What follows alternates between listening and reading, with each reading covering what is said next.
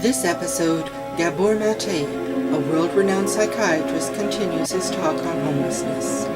Anne Johnson, a First Nations elder, talks about her work in corrections and later explains how to smudge.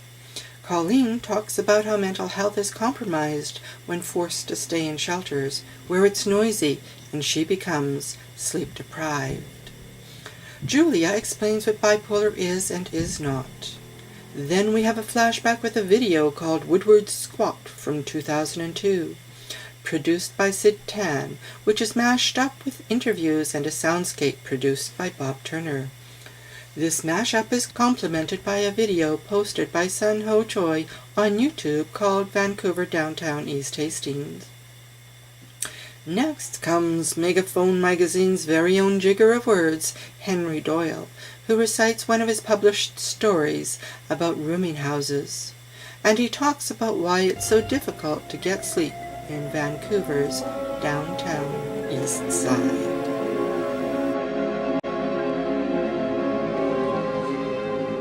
Our featured speaker, Gabor Mate, is a physician and best-selling author whose books have been published in nearly 20 languages worldwide.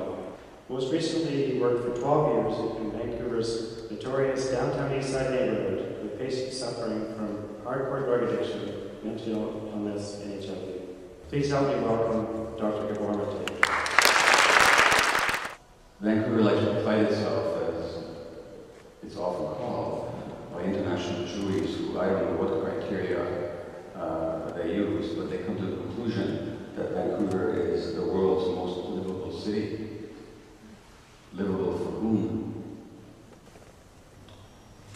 Now, it's undoubtedly true that the template for homelessness is mental illness and for addiction.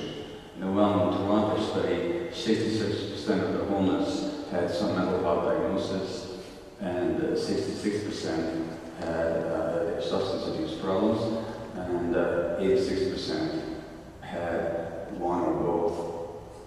And in British Columbia, it's been estimated that 60 to 100% of people with homelessness suffer either from addictions and from mental illness, or from mental illness, or both. My name is Annie Johnson. I'm originally from Satellite, Alberta, and I've grown up around Edmonton, Bonnyville, Cold Lake, St. Paul, and Edmonton. So my family moved a lot because of the work. And I've been in Vancouver for about 35 years. In order to help someone prepare for addiction program, you have to work with them at least 6 months. It's especially if they're incarcerated, and because it's not easy to go through a program, an intensive program. You really have to want to make the changes. And so when I was working with the girls, I would work one-on-one with them in group settings, and then we would do the sweat lodge ceremonies and to prepare them. And because in that 6 months, they're dealing with some very painful issues that can lead to relapse, and which has to be forgivable because they're coming from a very painful place. And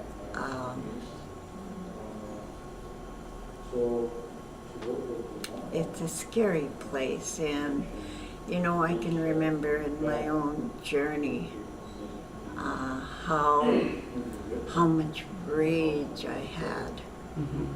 You know, at the beginning I was just very, very angry about the whole world and the injustice. And then the fear came in, this intense fear, you know. So you have to really work with all of those, you know, and that's why it takes that long to start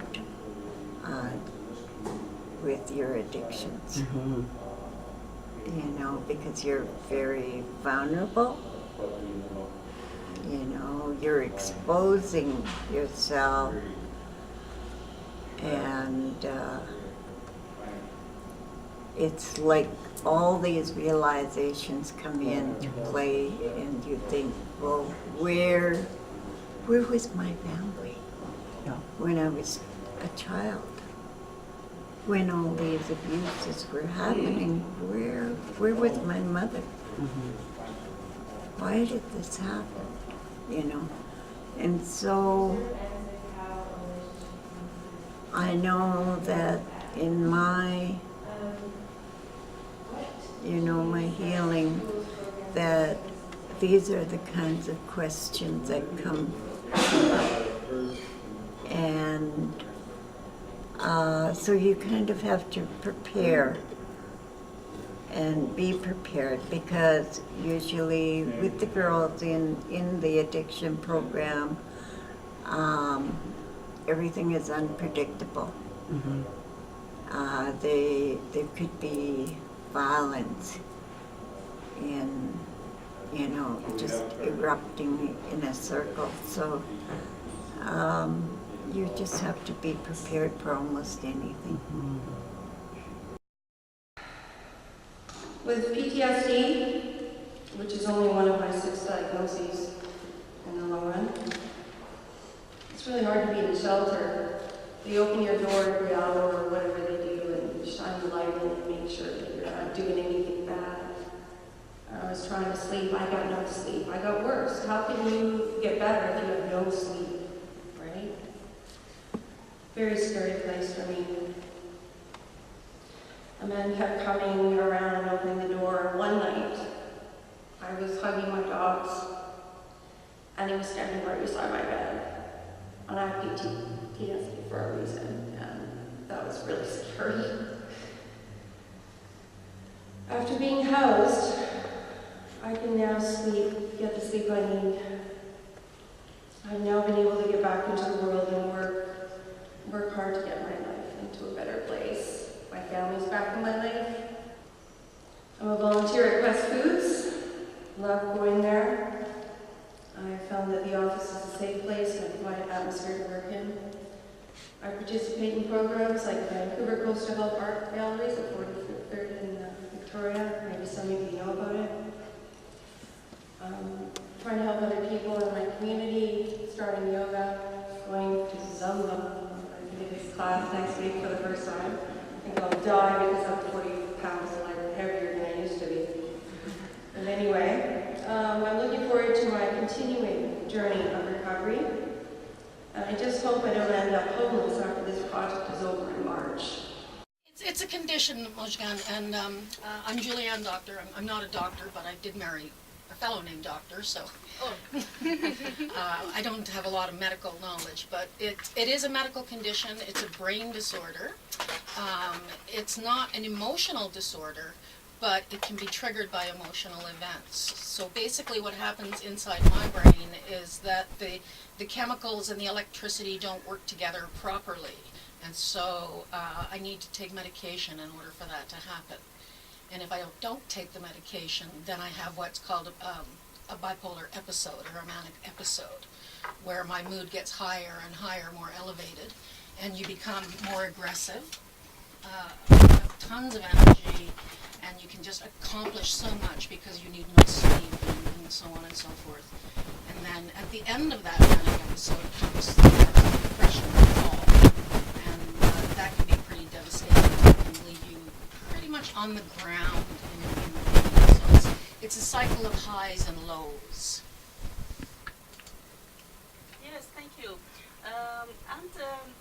About your experience, how do you know these things about bipolar? I had my first bipolar episode when I was in my 20s, so that was about 30 years ago. Put that in perspective. And I was living in Montreal, and I knew at that time that something was wrong, but I didn't really want to seek medical treatment for it, because the thing about that I've discovered about bipolar people is that they really enjoy the manic episodes because you do accomplish so much more. You do have all of this energy, and you don't require sleep, and you have just this feeling of superiority, and you're on top of the world, and you can do whatever you like. And so people don't want to give that up, has been my experience. And that was my own personal experience too, was you can sleep through the depression, you can work through the depression, but the mania is just too good. However, untreated, it gets worse as years go on. And so over the years, the episodes would become more and more pronounced and higher. And so a few years ago, I did end up in the hospital after one particularly bad episode. And at that time, I was put on medication. Woodward Squat, unceded Coast Salish territory, northeast corner of Hastings and Abbott, Vancouver, British Columbia, Canada. We're a group of people from the community and from just outside of the community who are affected by this government's cuts, who are affected by the lack of access to social housing, by the freeze that the Liberals placed upon social housing, and people who are not comfortable sitting back and taking it or politely asking for change, but people who are willing to seize an empty building and demand change, people who are willing to seize an empty building and create the resources that we need to survive. I was right in the meeting when the police arrived. I noticed these squad cars coming up the street with Abbott, and two squad cars blocking off Abbott at Hastings, and then two more pulling up at Abbott and Cordova, blocking Abbott Street. And these squad cars pulled up, and these cops jumped out, walked over towards us, and said they cited a bylaw infraction we were committing, that we were obstructing the sidewalk, and that we had to leave immediately or get arrested. We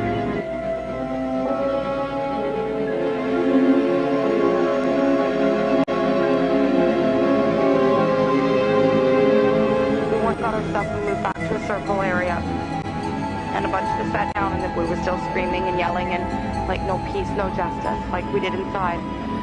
And they started picking us off again, one by one. We couldn't get out of our beds fast enough, like we could not get up. Those that were still in bed would get arrested. If those that couldn't move out of their beds would get arrested, they were kicked, they were punched, they were slapped.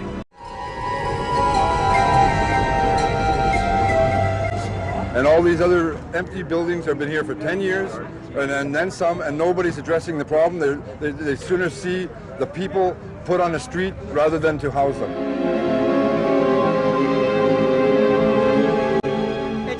Community is here. Community is upstairs. We apologize for you guys when it takes us a while to come down here and make our statements, but that's because community is happening up there. That's because we sit together and we make sure that we agree on what's happening and everybody's heard. I wish the provincial government would understand that. But one of the myths around homelessness is that it was engendered by the closure of the mental hospitals. Now, that's a really good idea, to move people back into the community. But what was it really? What it was really wasn't an attempt to move people back into the community, because it turned out there was no community to move people back into. What it was a cost-cutting measure. But it turns out that the best place in the world to be a schizophrenic, for example, is not in sophisticated North America with all that pharmacology. It's actually a village in India or Africa, where there are no drugs to treat people with, but there's a community that receives them and honors them and makes room for their differentness and does not expel them, reject them, or judge them for their quote-unquote craziness. My name is Henry Doyle. I'm on the road trying to be a poet and a writer. I live in the downtown east side. I live in an apartment building. I pay my own rent. I work part-time as a janitor.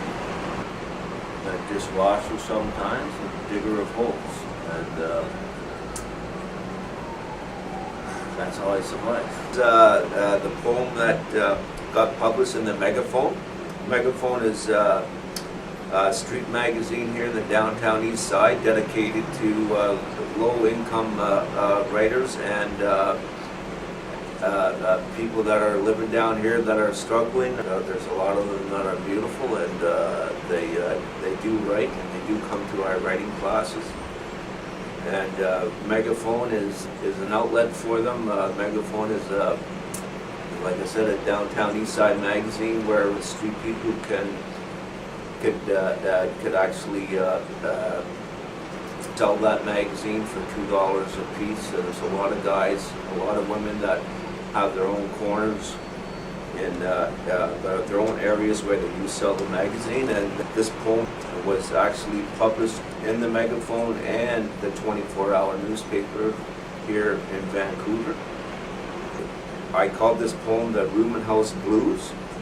In the newspaper, they called it the Room and House Blues in the downtown east side. Originally, it was called Room and House Blues.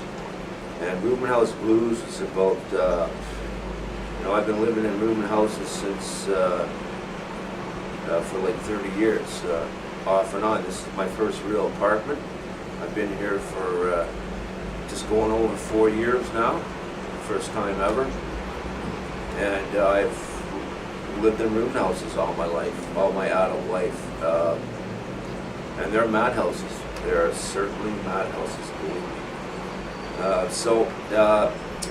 This madhouse that I lived in when I was working at the day labor here for $8 an hour, paying my own rent, not on social services or any crap like that.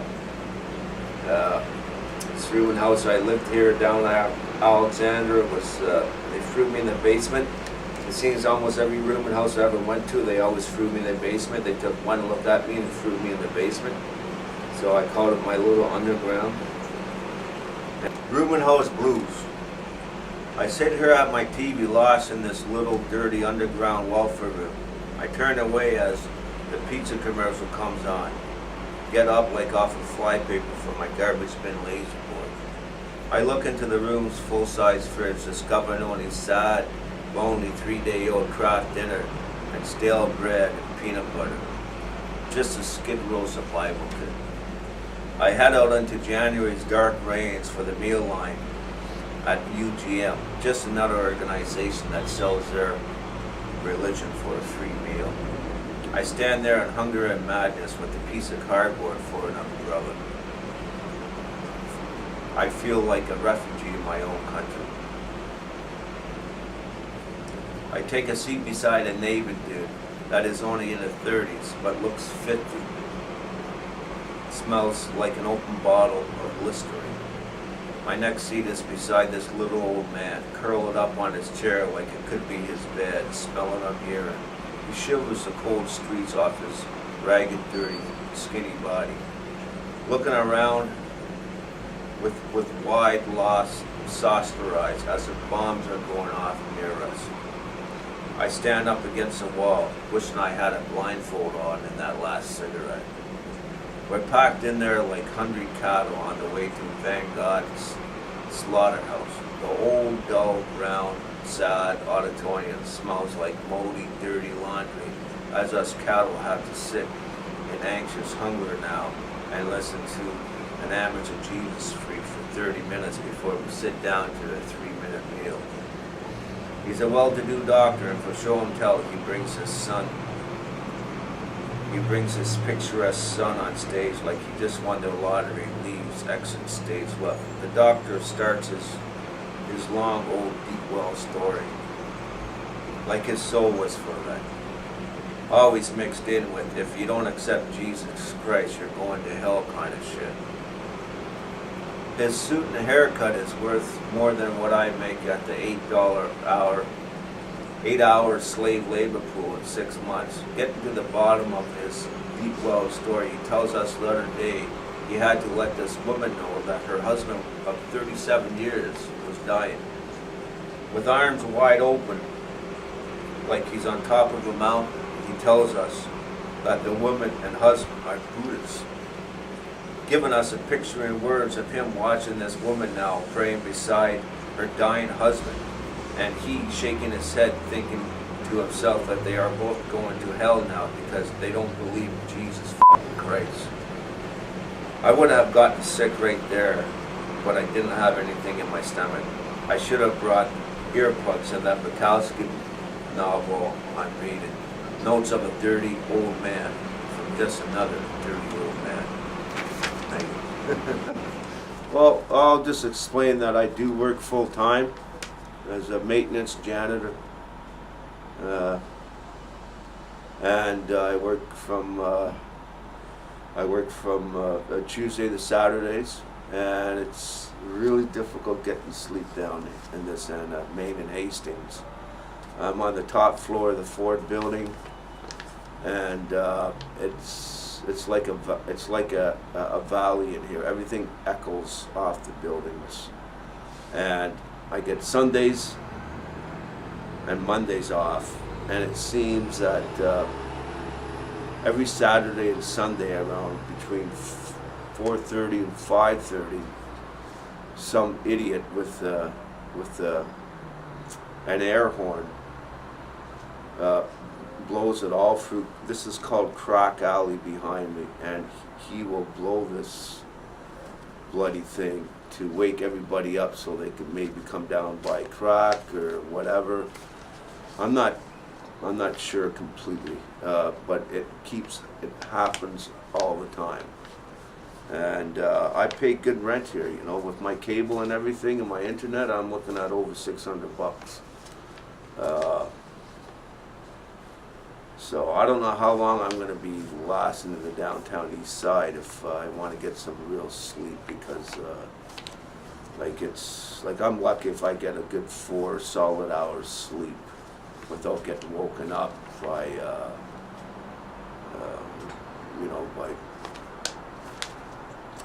by shit like that, you know. So anyways, it's just part of East Hastings, you know. It's very, very noisy here.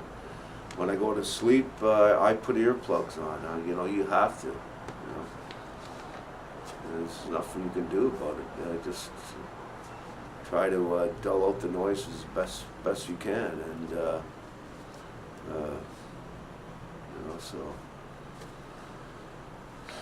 I'll start with the tobacco, and the tobacco is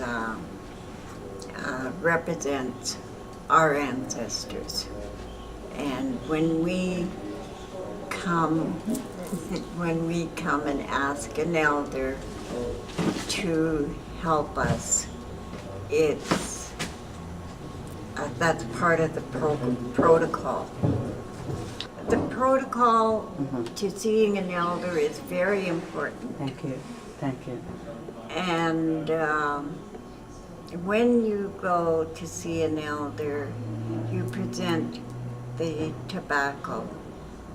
And so when you're presenting that tobacco, what you're doing is within your spirit, your prayers, is that you're asking all of your ancestors, your family that has passed on, to come and be with you and the elder, so that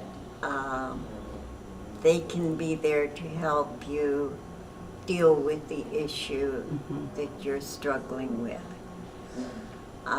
The medicine, the smudge themselves, it's really important. I'm going to put some cedar down.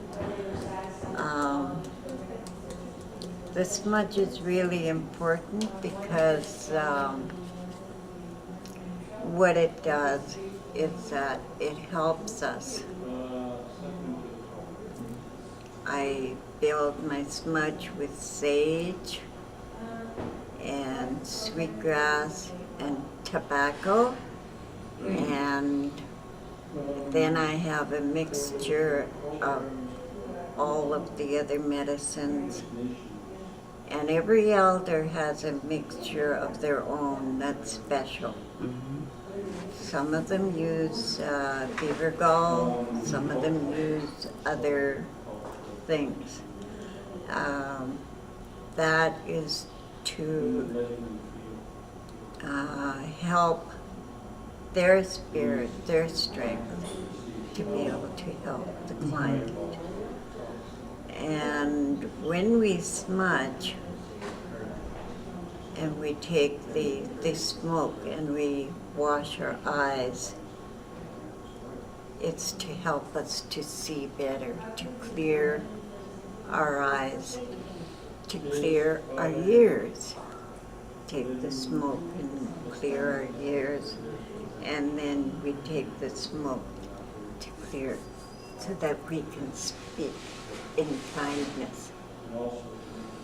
And then we take the smudge and then we wipe our heart, because of the, we want to have all of the good, gentle teachings of the Creator. So, and we always, most people have a little, eagle fan that we use. And this one has been given to me by some men in Kent, the Kent prison. I went to visit them, and they sent me this about 20 years ago, and it's starting to fall apart now. But I don't want to give it up. It means so much to me.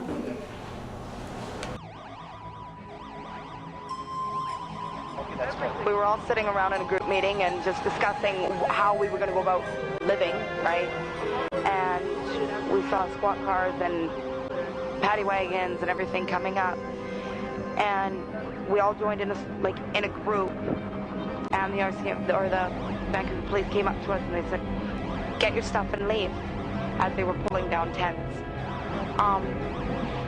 It started with 8, 10, 15 cars and 3 or 4 paddy wagons and everything, and they told us to leave. Right now, there's 48 of us gone. We went and got our stuff and moved back to a circle area, and a bunch of us sat down, and we were still screaming and yelling and no peace, no justice, like we did inside. And they started picking us off again, one by one. We couldn't get out of our beds fast enough, we could not get up. Those that were still in bed would get arrested. If those that couldn't move out of their beds would get arrested, they were kicked, they were punched, they were slapped. Myself and a bunch of us were standing across the street. Bernice had myself, and she was making phone calls, and she was talking to a cop, and she said to the cop, she goes, "Where is your heart?" The cop grabbed her and threw her against the floor. 3 of them just kept throwing her against the ground. Her head bounced off the ground, and they're just standing there, and they're looking at us, and we're going, "Where are we going to sleep tonight?" And they go, "That's your problem." And they laughed and snickered. And, they were mean. Again, they were brutal, they were cold. And they didn't give us a chance. They didn't even give us a chance to move. Anton and I went again. We know that Bernice went. They arrested our lawyer for crossing the street. He crossed the street to see if everybody was okay, and they arrested him. Put him in cuffs and threw him in the back of the paddy wagon. What are they doing? We asked them why did they do this? They asked why, and they say because we were blocking the sidewalks. You saw it. There was no way we were blocking the sidewalks. None. So how? Then they left? No, they got the garbage trucks, and the garbage trucks picked up all the mats and anything that was left behind. They threw it in the garbage.